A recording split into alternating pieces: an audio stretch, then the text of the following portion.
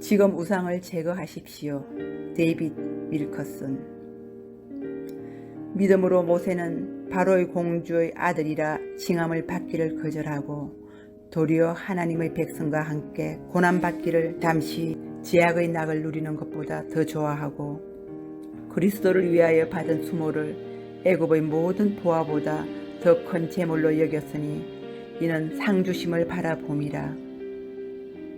모세는 믿음으로 애굽을 떠나 왕의 노함을 무서워하지 아니하고 곧 보이지 아니하는 자를 보는 것 같이 하여 참았으며 모세는 바로의 공주의 아들이라 칭함을 받기를 거절했습니다. 그 결정 후에 그는 많은 따르는 대가를 치러야 했습니다. 그 결정으로 그는 모든 불이익을 다 치렀습니다. 그것보다 더 소중한 것을 지키기 위해서였습니다. 나는 애굽의 왕자란 직위와 상관없어. 나는 바로 공주의 아들이라 칭함 받기를 원치 않는다. 나는 살아계신 하나님의 아들이다. 그것으로 충분하다. 나는 만족한다. 그가 그리스도를 바라보았다고 성경은 말씀합니다. 왜냐하면 그리스도를 위해 받은 모욕을 애굽의 재물보다 더 귀하게 여겼다고 말씀하고 있기 때문입니다. 이런 각오와 신앙을 가진 분들에게 성도의 세상으로부터 구별됨, 즉 거룩을 더 이상 언급할 필요가 없습니다. 참 성도는 주님을 위해 받은 수모, 불이익을 세상의 어떤 것보다 더 귀하게 여깁니다.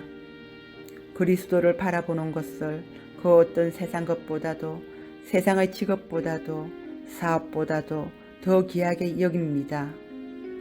이런 신앙으로 살다 보면 자기의 어떤 가장 소중한 것으로 대가를 치를지도 모릅니다. 즉 직장을 잃을 수도 있으며 강야 같은 곳에서 떠돌며 수년을 방황할지 모릅니다. 신앙의 순수성을, 성도의 구별을, 거룩을 지키고자 했는데 자기는 그 이후로 혼란의 시간을 보내면서 하나님 지금 제 처지를 보십시오 하며 몹시 혼란스러워할 수도 있습니다.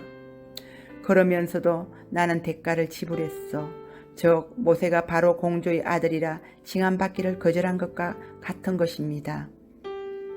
늘상 그런 것은 아니지만 때때로 이렇게 남은 자 참 성도는 가끔 성도로서 대가를 치르면서 하나님께 버림받은 것 같은 혼란을 느끼게 될 것입니다. 그에 대한 보상이 있습니까? 꼭 내가 기대한 보상은 아니더라도 하나님의 방식으로 반드시 보상해 주실 것입니다. 모세는 이런 보상을 받았습니다. 그는 죽을 때까지 그의 나이가 120세였으나 눈도 흐리지 않고 기력이 쇠하지도 않는 보상이었습니다. 모세는 젊었을 때만큼 강건했습니다. 아마 애굽의 왕자로 지냈다면 이렇게 건강하기 어려웠을 것입니다. 여러분께 묻습니다. 모세가 그 지위를 버렸던 것처럼 지금 여러분께 하나님께서 다루고 계시는 버리라고 하시는 한 가지 영역이 있습니까? 하나님이 버리라고 감동을 주시는데도 당신은 계속 하나님께 불순종하고 있지 않습니까? 도저히 아까워서 버리지 못한 그것, 하나님께서 당신에게 무엇을 그만두라고 더 이상 하지 말라고 말씀하셨습니까? 당신은 그러겠노라고 약속했지만 어느새 그 약속을 잊어버리고 다시 옛날 옛 생활로 되돌아가지 않았습니까?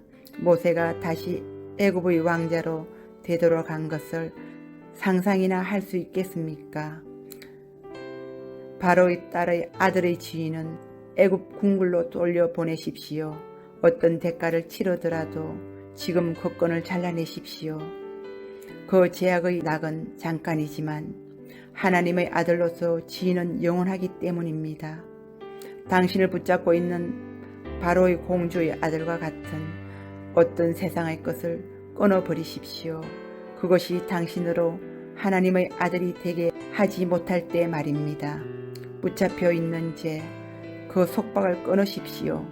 정말 끊기 어려운 어쩌면 모든 것을 잃은 것과 같은 그것을 끊어버리십시오. 바로의 공주의 아들을 거절했던 모세를 생각하면서요. 모세는 그 후로 영원히 하나님 나라의 왕자로 인정받고 있지 않습니까? 그걸 끊지 않았더라면 고작 바로의 공주의 아들로 몇십 년 살다가 땅의 티끌로 허공의 연기처럼 사라졌을 인생이었습니다. 하나님의 영광이 오늘 여러분의 심령을 만지실 것입니다. 성령님 오셔서 나의 죄를 깨닫게 하소서.